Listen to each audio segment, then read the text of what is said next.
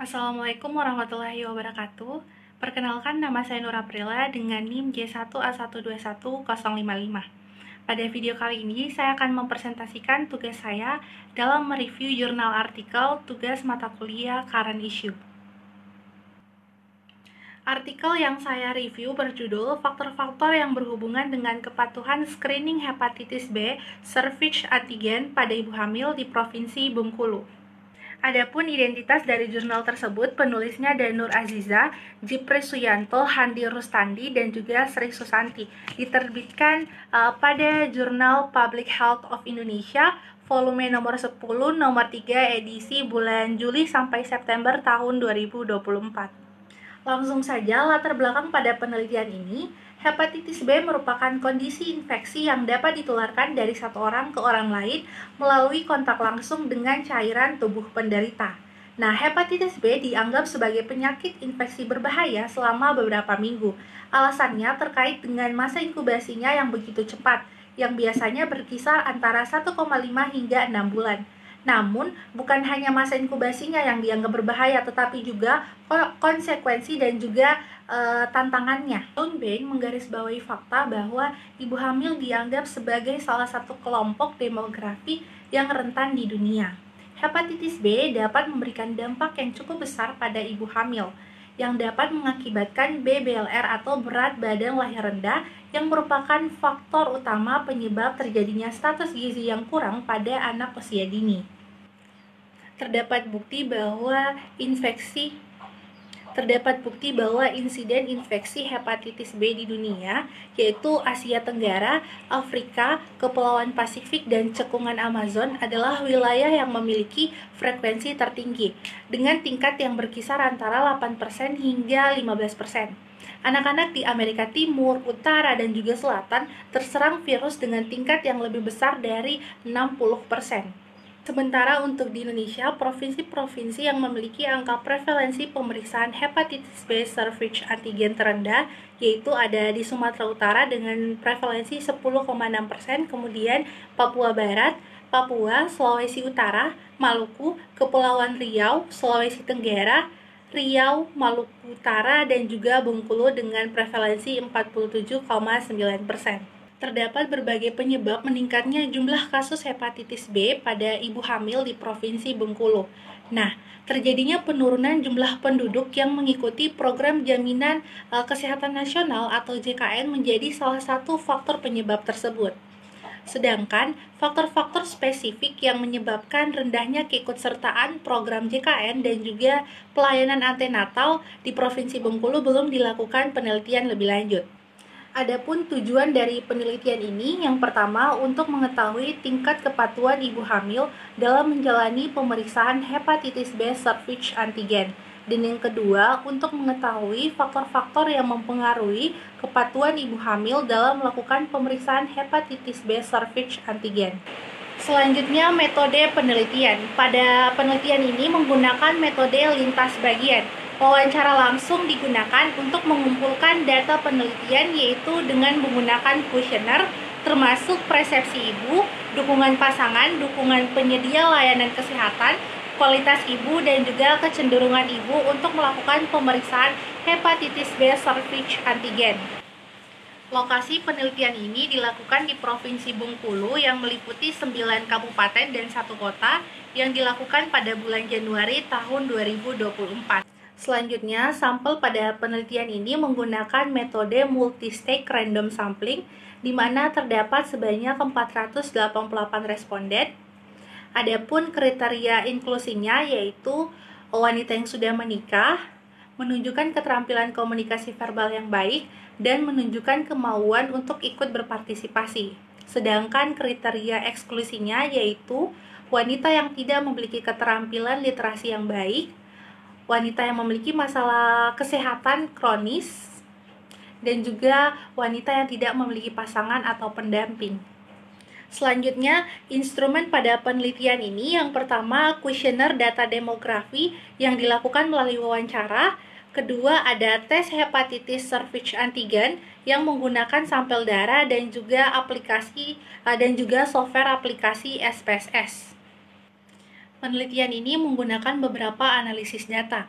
Yang pertama ada analisis univariat yang dilakukan pada data demografi untuk melihat distribusi setiap variabel. Yang kedua ada analisis bivariat yang digunakan dengan menggunakan model regresi logistik untuk melihat variabel independen. Dan yang ketiga ada analisis multivariat yang digunakan untuk menganalisis hubungan antara variabel-variabel. Hasil penelitian. Pertama, proporsi variabel.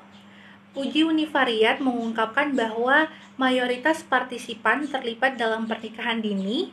Mereka adalah ibu rumah tangga, tinggal di daerah pedesaan, memiliki persepsi negatif, tidak menerima dukungan yang cukup dari suami mereka, mengalami dukungan pasif atau tidak memadai dari petugas kesehatan, dan mereka dihadapkan dengan keadaan kualitas hidup yang tidak menguntungkan. Yang kedua, presentasi kecenderungan ibu hamil dalam menjalani tes hepatitis B cervix antigen.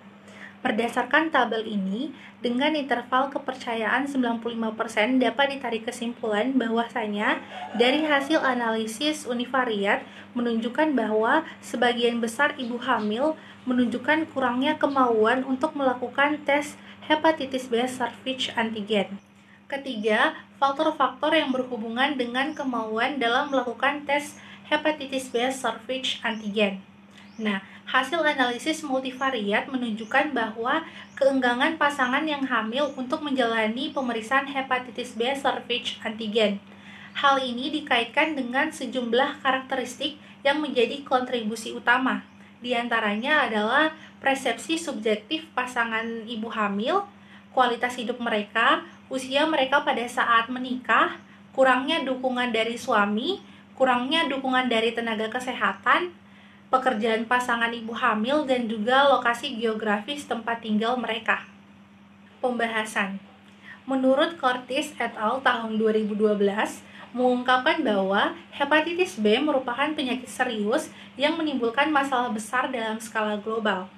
Untuk mengurangi keparahan penyakit dan mencegah penyebarannya ke tenaga kesehatan yang terlibat dalam pertolongan persalinan seperti perawat, bidan, dan juga dokter, maka diperlukan pemeriksaan dini untuk hepatitis B.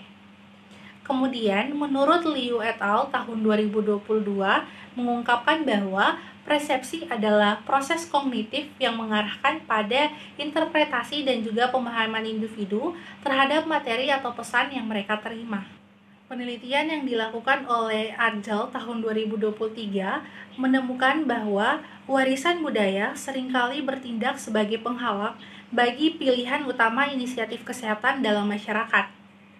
Penerapan sikap positif akan mengarahkan pada pemilihan utama tindakan terkait kesehatan yang bermanfaat. Sebaliknya, wanita hamil yang memiliki sikap yang tidak baik cenderung tidak bersedia menjalani tes pemeriksaan hepatitis B cervix antigen pada saat mereka hamil. Dari penelitian ini, ada beberapa poin yang didapatkan. Yang pertama, ada berbagai keuntungan untuk melakukan screening hepatitis B pada tahap awal selama kehamilan. Tidak hanya untuk ibu hamil, tetapi juga untuk janin atau anaknya yang belum lahir. Yang kedua, ada bukti bahwa virus hepatitis B dapat ditularkan dari ibu ke janin yang sedang berkembang. Selain itu, virus hepatitis B berpotensi menyebabkan penyebaran aliran berat badan lahir, meningkatkan kontraksi, dan juga kemungkinan pendarahan dalam jumlah besar. Ketiga, ada hubungan yang signifikan antara tingkat dukungan dari pasangan seseorang dan kemungkinan bahwa seseorang wanita hamil mungkin memilih untuk menjalani tes hepatitis cervix antigen. Yang keempat, bantuan aktif yang diberikan oleh petugas layanan kesehatan merupakan faktor lain untuk menambah kecenderungan pasangan hamil untuk melakukan tes hepatitis B. Kesimpulan yang dapat diambil dari penelitian ini bahwa deteksi dini penyakit hepatitis B harus dilakukan secara aktif oleh suami atau istri dan tenaga kesehatan agar tidak terjadi peningkatan jumlah kasus penyakit hepatitis B dan penularan penyakit tersebut kepada anggota keluarga, pasien lain, dan masyarakat di luar rumah. Lebih jauh lagi, sangatlah penting bagi para wanita yang sedang hamil untuk memperoleh informasi yang dapat dipercaya dari fasilitas pelayanan kesehatan, baik yang disediakan oleh pemerintah maupun organisasi swasta. Nah, hal ini dilakukan untuk menjaga kesehatan ibu dan perkembangan anak, sehingga mengurangi kemungkinan timbulnya masalah apapun selama kehamilan. Sekian presentasi dari saya, semoga penelitian ini bisa menambah informasi dan wawasan bagi kita semua. Wassalamualaikum warahmatullahi wabarakatuh.